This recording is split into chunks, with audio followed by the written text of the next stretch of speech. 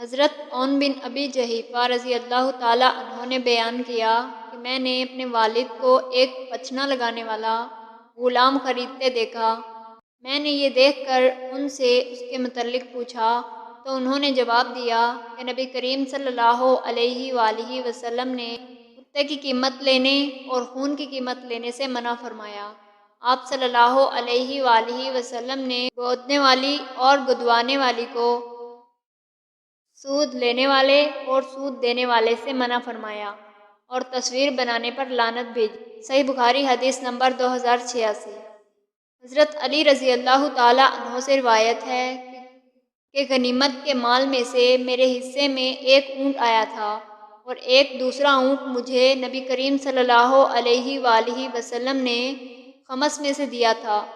پھر جب میرا ارادہ رسول اللہ صلی اللہ علیہ وآلہ وسلم کی صاحبزادی فاطمہ رضی اللہ تعالیٰ عنہا کی رخصتی کرا کے لانے کا ہوا، میں نے بنی کنکا کے ایک سنار سے طے کیا کہ وہ میرے ساتھ چلے، ہم دونوں مل کر گھاس جمع کر کے لائیں، کیونکہ میرا ارادہ تھا کہ اسے سناروں کے ہاتھ بیچ کر اپنی شادی کے ولیمے میں اس کی قیمت لگاؤں گا۔ صحیح بخاری حدیث نمبر 2093۔ حضرت سہل بن سعد رضی اللہ تعالیٰ عنہ سے روایت ہے کہ رسول اللہ صلی اللہ علیہ وآلہ وسلم نے فلاں عورت کے یہاں، جن کا نام بھی سہل نے لیا تھا، اپنا آدمی بھیجا کہ وہ اپنی بڑھئی غلام سے کہیں کہ میرے لیے کچھ لکڑیوں کو جوڑ کر ممبر تیار کر دے تاکہ لوگوں کو واعظ کرنے کے لیے میں اس پر بیٹھ جایا کروں۔ چنانچہ اس عورت نے اپنے غلام سے غابہ کے جھاؤ کی لکڑی کا ممبر بنانے کے لیے بھیجا۔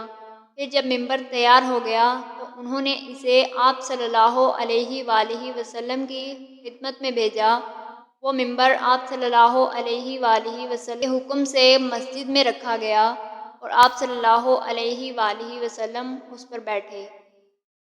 صحیح بخاری حدیث نمبر 2094۔